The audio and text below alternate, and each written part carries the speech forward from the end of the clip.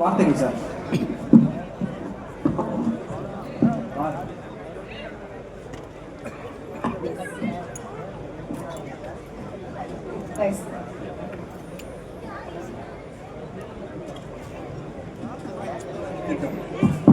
சதி திட்டம் தீட்டது பிரியங்காவாக இருக்காது என்று நான் நம்புகிறேன். மைக்கு சவுண்ட் இல்லாம நீங்க கொடுத்துருக்காங்க தெரியும். உங்கள் அனைவருக்கும் வணக்கம்.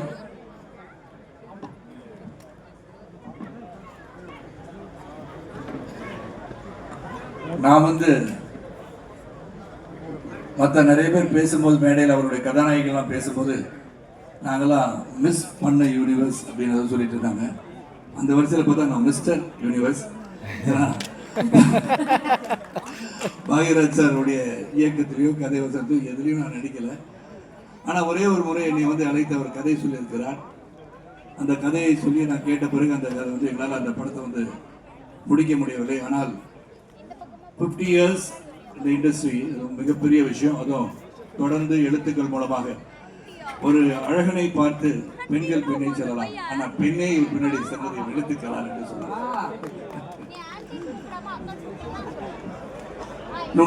சொல்லலாம் உங்களுக்கு சொல்ல ஒண்ணுல அழகான அவருக்கு பாக்யராஜ் போயிட்டு அவர் சொன்னதான் கொஞ்சம் வெக்கப்படுவார்னு பார்த்தேன். இல்ல, அழகான ஆண்மகனை பார்த்து, ஒரு அறிஞரை பார்த்து, ஒரு வீரனை பார்த்து பெண்கள் வசப்படலாம், ஆனால் பெண்ணே வசப்பட்டு ஒரு பெண் சென்றிருக்கிறது சொன்னால் அது பாக்யராஜ் அவர்கள் எழுத்துக்கலாம். சூப்பர் சூப்பர் சூப்பர் ஸ்லைடியா பேசுறாரு. இந்த விழா ஒரு இது போன்ற விழாக்கள் தான் பல பேர் சொல்ற மாதிரி இருக்கும் போது புகழ்வது இதுதான். When somebody is there who has done a great job, அவங்க ஆனர் பண்றது பெரிய விஷயம்.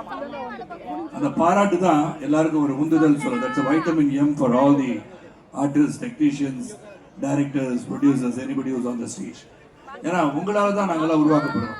அதனால we are indebted to you. ஆனால் தொடர்ந்து நீங்க உங்கள் பாராட்டுகளையும் உங்களுடைய அன்பையும் ஆதரவையும் ஆசையும் தரும்போது இந்த கலை என்பது மறையவும் கூடாது. ஏன்னா எந்த ஒரு சோகங்கள் உள்ள இருந்தால் கூட உங்களை மகிழ்விப்பது இந்த கலைதான் என்பதை மறந்து விடாமல் தொடர்ந்து 50 ஆண்டுகள், அதாவது ஒரு கருத்துள்ள படத்தை தான் சொல்லுவாரு, ஆனா காமெடியா சொல்றது இந்த பாக்யராஜ் சாரோட ஸ்டைல்.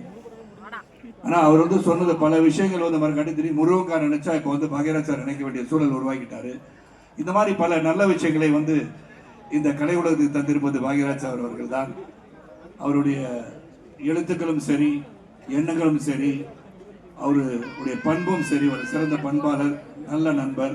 அந்த குடும்பமே எங்களுக்கு ரொம்ப க்ளோஸ். அதனால இந்த விழாவில் நானும் பங்கேற்பது நான் மகிழ்ச்சி அடைகின்றேன். அண்ட் ராதிகா ரொம்ப நேரம் பேசிட்டு இருந்தாங்க. ஏன்னா அவங்கள பூசணிக்கா அப்படின்னு கூப்பிட்டது பாக்யராஜ் மட்டும் என் நினைவில் இருக்கிறது.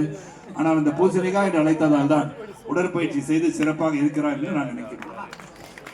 அதை என்கரேஜ்மெண்டா எடுத்துக்கிட்டு, ஏன்னா சில பேர் நான் சொல்ல முடியாது, முடிவுள்ள போது வழி நடந்த எந்த கல்லு சிலையாகாது, இந்த மாதிரிதான் கவிதையா ஏன்னா இல்ல அப்பதான் அந்த கல் வலிக்குதுன்னு சொன்னா அந்த கல்லு சிலையாகாதுன்ற மாதிரி பூசணிக்கான்னு சொன்னனாலதான் அவங்க இன்னைக்கு வரைக்கும் நல்ல உடற்பயிற்சி செய்து அவர் ஆரோக்கியமாக வைத்திருக்கிறார்கள். ஆக இசைஞானி அவர்கள் விட்டார்கள். அவர் முன் அதிகமாக பேச வேண்டாம், அவங்க வாழ்த்து இருக்கிறார்கள்.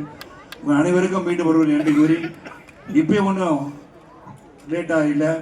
பாக்யராஜ் சார் எனக்காக ஒரு கதை எழுதி வரும்போது கேட்டாங்க, உங்களுக்கும் அவருக்கும் சேர்ந்து ஒரு கதை எழுதி நீங்கள் 2 பேரும் நடிப்பீங்களான்னு கேட்டாங்க. நான் நிச்சயமாக அதுக்கு தயாராக இருக்கிறேன். பாக்யராஜ் சார் எனக்கு ஒரு கதை எழுதினார் என்றால் நிச்சயமாக அவருடன் சேர்ந்து நடிப்பதற்கு நான் காத்துக் கொண்டிருக்கிறேன் சொல்லி விழாவுக்கு வருகை தந்து அவரை பாராட்டு மலையை பொழித்தும் அனைவருக்கும் மீண்டும் ஒருவரை நன்றி கலந்த வணக்கத்தை சொல்லி விடைபெறுகின்றேன். நன்றி, வணக்கம்.